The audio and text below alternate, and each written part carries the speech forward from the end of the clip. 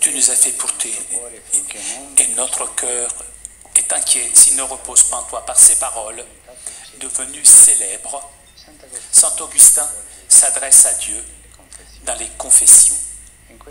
Et dans ces paroles, il y a la synthèse de toute sa vie. Inquiétude. Ce mot me frappe, me touche, me fait réfléchir. Je voudrais partir d'une question. Quelle inquiétude fondamentale vit Saint Augustin dans sa vie? Ou peut-être, je devrais plutôt dire, quelle inquiétude nous invite à susciter et à garder vive dans notre vie cet homme si grand, saint. J'en propose trois. L'inquiétude dans la recherche spirituelle, l'inquiétude dans la rencontre avec Dieu, inquiétude dans l'amour. Première, l'inquiétude de la recherche spirituelle. Saint Augustin vit une expérience assez commune au jour d'aujourd'hui, assez commune parmi les jeunes d'aujourd'hui. Il est éduqué par sa mère Monique dans la foi chrétienne, même s'il ne reçoit pas le baptême, mais en grandissant et s'éloignant de l'aigne, il ne trouve pas la réponse à sa question, aux aspirations de son cœur. Il est attiré par d'autres propositions.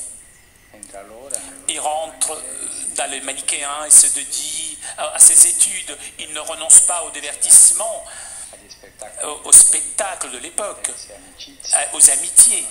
Il connaît l'amour intense, entreprend une brillante carrière de maître de rhétorique et qui le conduit jusqu'à la cour impériale de Milan. Saint Augustin, c'est un homme qui a réussi. Il a tout réussi. Mais en son cœur reste l'inquiétude de la recherche du sens profond de la vie. Son cœur n'est pas endormi.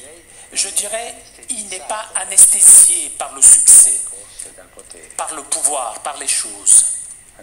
Saint Augustin ne s'enferme pas en lui-même.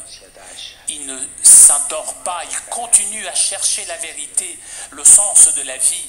Continue à chercher le visage de Dieu. Bien sûr, il fait des erreurs. Il prend aussi des chemins mauvais, des mauvais chemins. Il a même péché. C'est un pécheur. Mais il ne perd pas l'inquiétude de la recherche spirituelle. De cette façon, il découvre que Dieu, il attendait, même qu'il n'avait jamais arrêté de le chercher, lui le premier.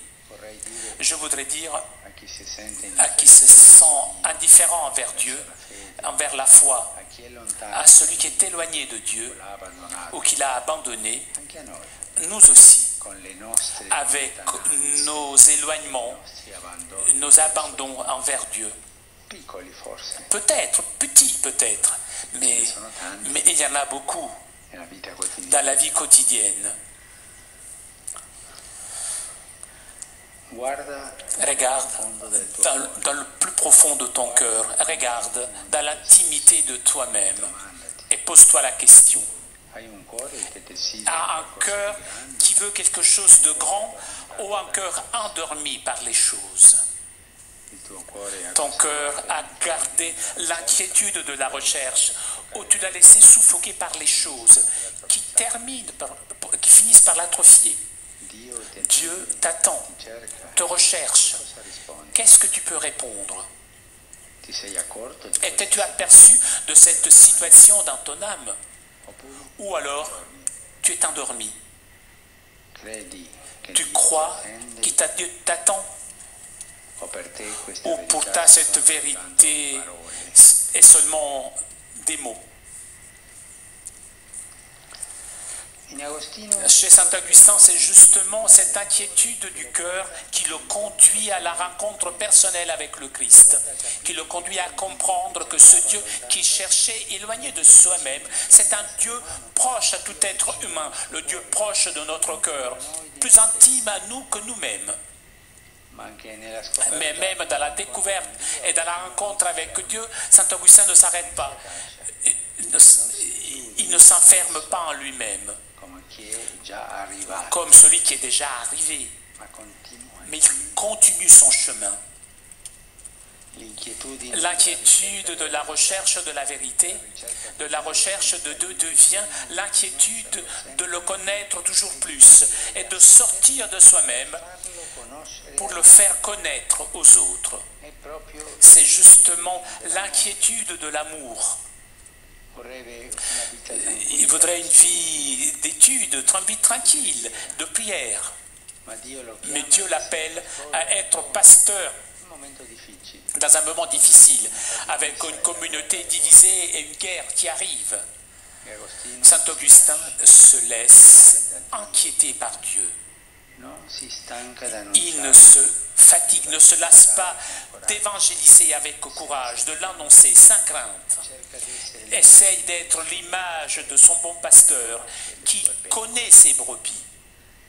Même, comme j'aime répéter, il sent l'odeur de son troupeau et il sort chercher les brebis égarées.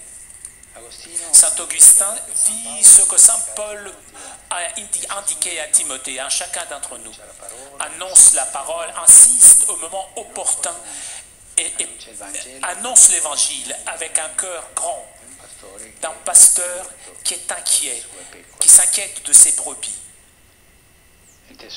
Le trésor de saint Augustin est justement cette attitude, sortir toujours pour aller vers Dieu, sortir toujours pour aller vers le troupeau. C'est un homme qui est en tension permanente entre ces deux sorties.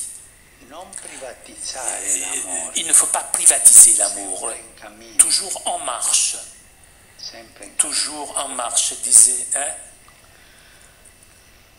Toujours inquiet.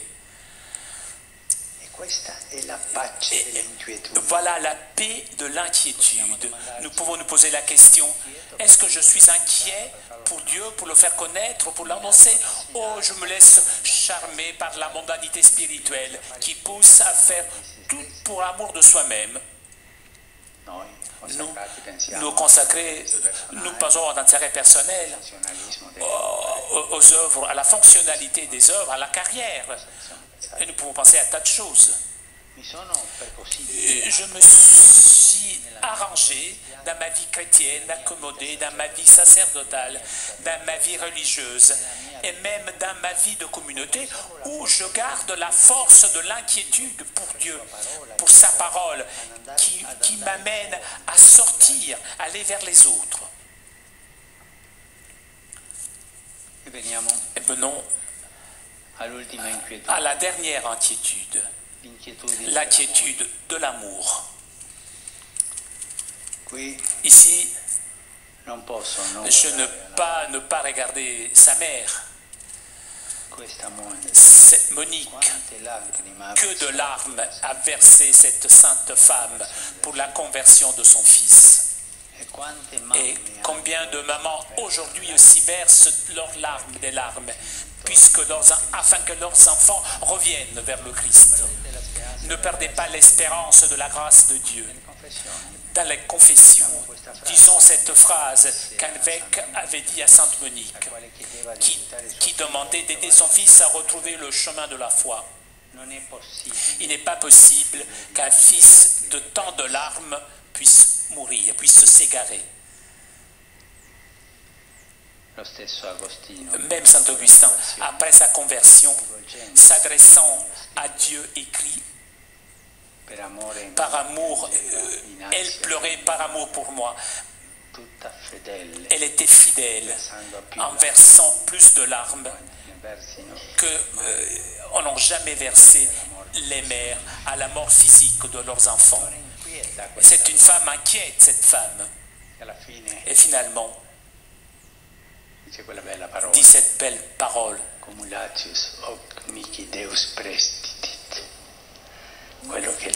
celle que pleurait, Dieu lui a rendu abondamment.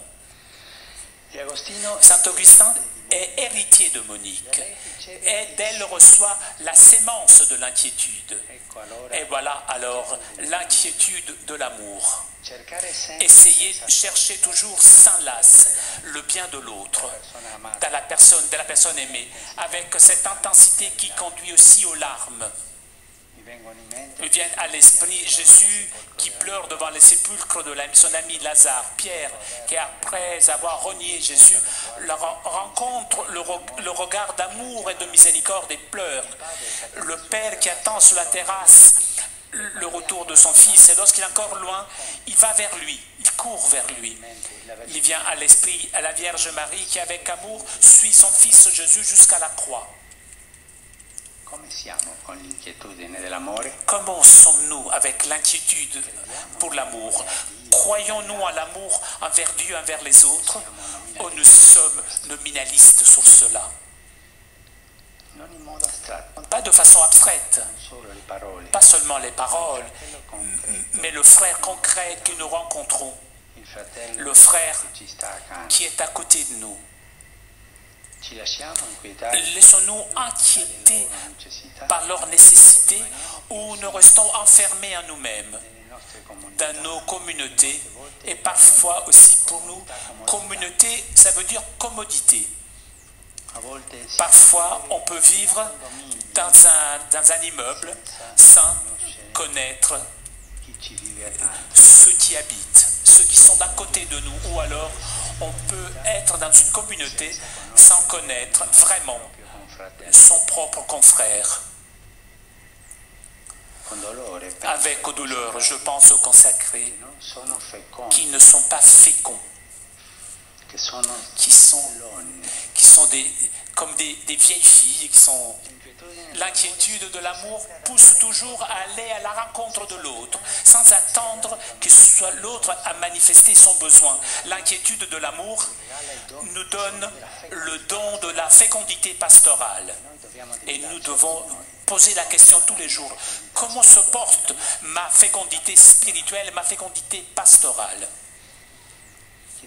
Demandons au Seigneur pour vous, chers Agostiniens, que vous qui commencez le chapitre général, et pour nous tous, que gardez de notre cœur l'inquiétude spirituelle de le chercher toujours, l'inquiétude de l'annoncer avec courage, l'inquiétude de l'amour envers tous nos frères et sœurs.